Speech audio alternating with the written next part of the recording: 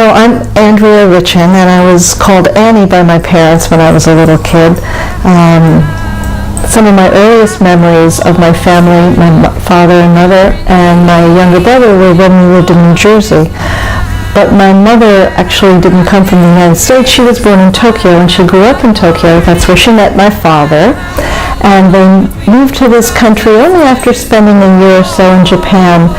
But it was clear to me that my mother was never going to be as happy in Japan as she was in this country, because she was a very unusually free-spirited person.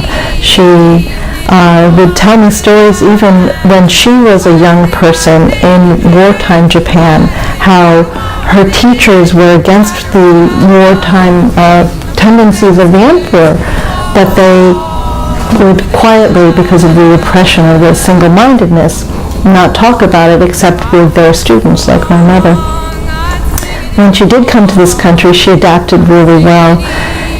She was a trained classical musician. In fact, I think the third generation of her family, her grandmother and her mother, and then she, all learned Japanese classical string instruments.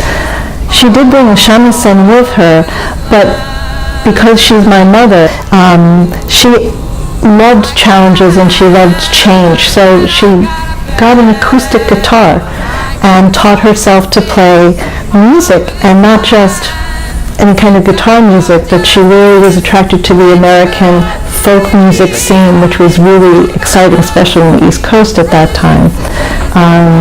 So pretty quickly it meshed with my mother's values and political beliefs, the music that she was teaching herself, as well as the kind of music, the culture that was fostered along with the classical music. So people like Pete Seeger, who have long history in the protest movement.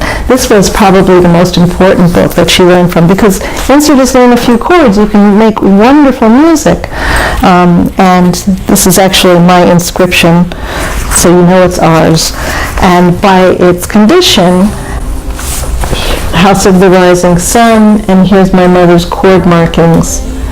Most of these songs are familiar to anybody who's listened to music by the Weavers, who published this book, who did more than anybody or any other group, I think, popularized this movement and gave it legitimacy. This is their book. These were some of the sources for the music that my mother made. And of course, as a popular way to organize, you want to sing with other people. My mother was a tremendous organizer. So my mother would organize in the suburban New Jersey town where we lived, not only musical evenings, but also protests. And there was a presidential campaign, and she was against Goldwater. Mm-hmm. So she made some phone calls. There were a lot of mothers with babies in strollers. I still remember this. But the thing that was most vivid were the musical evenings, the hootenannies, because that's what you do. So my mother had her guitar, but other people brought instruments: bongo drums, tambourines, kalimbas, the thumb pianos, and they were playing songs from these books, the Pete Seeger book, the Weaver book, and increasingly lots of political songs, so songs for peace. This is edited by the Student Peace Union, published in 1966. And do you know how many people would usually come to the hootenannies and little movements? I don't have a head count. I'm going to say somewhere between 15 and 30 different evenings. There was food and beer, and that's all that I was able to identify as a child that was going on there. There were so many songs that my mother loved to sing that she ended up creating her own song packet. She was a good typist, did I mention that? I mean, she really was an extraordinary woman. So in alphabetical order, starting with All My Trials, Lord, going through Go Down Moses, Hard Rain's Gonna Fall, In the Hills of Shiloh, I Know Where I'm Going, through Pay Me My Money Down, Saints Go Marching In, Sakura, the Japanese folk song, Swing Low Sweet Chariot, Tarrier Song, all the way through to Wreck of the John B. And they represent so many different kinds of, so a lot of classic American folk songs, but my mother was really, what she really loved were the old English ballads, like Black is the Color of My True Love's Hair, but there's a pretty good representation of Bob Dylan, so Blowing in the Wind, Hard Rain's Gonna Fall, Danny Boy, of course, the ballad, Deportees, lots of Latin American solidarity songs in Spanish. He's got the whole world in his hands, so songs from the African American tradition, lots of those. If you miss me at the back of the bus, you won't find me nowhere. Find me over at the front of the bus. I'll be riding up there. So lots of political songs. And from familiar performers, so Jamaica Farewell, Harry Belafonte, Pete Seeger, of course, and the Weavers. But she was a skilled typist and an organizer. She, before she became a mother, she worked in Lower Manhattan in a Japanese trading company. Mm-hmm. So her bilingual skills were useful. When my mother and father came to the U.S., because my father was in service in Tokyo, after they lived in Tokyo for about 1 year, they decided to come to the U.S. So they landed in San Francisco and took a train across the country.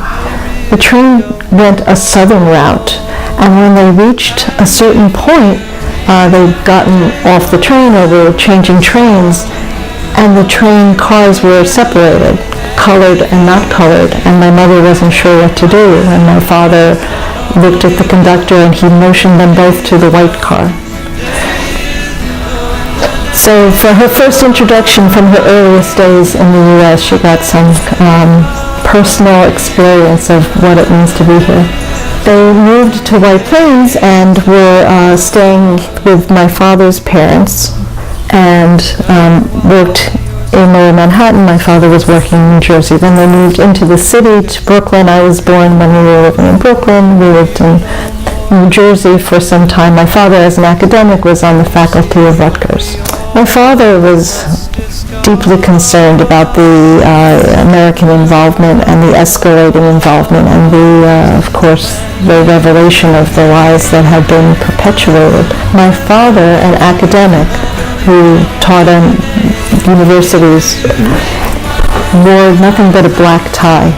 He vowed until the end of the war he would wear nothing but a black tie. There were student protests and strikes which he supported and participated in, both deeply involved in the anti-war sentiment and organizing, as my mother was organized, my father was working.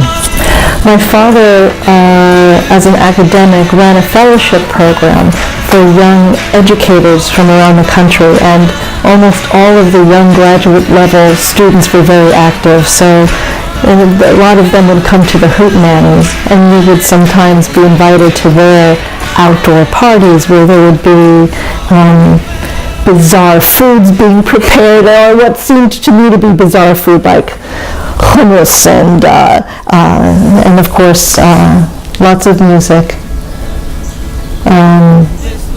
Those were fun times because people were really coming together around with a shared commitment and a passion. So the energy was high and the fervor was sincere. I remember the last song of the evening usually being, and certainly one of the most important songs was This Land Is Your Land, and that's a classic. So it's sort of a 1960s music cliche, but there's a reason for it. My father used to say that This Land Is Your Land should be the national anthem. So that's one specific memory. I'm not going to sing it, but when we were sitting Shiva for my mother, and I spoke about her as a way to share that feeling, we would sing This Land Is Your Land, and so I think people found that a very warm and meaningful way to remember her. I do have a photograph of my mother with her guitar. This is not contemporaneous with the stories of the Hootenanny, but this is her with her guitar with my daughter, so her oldest granddaughter.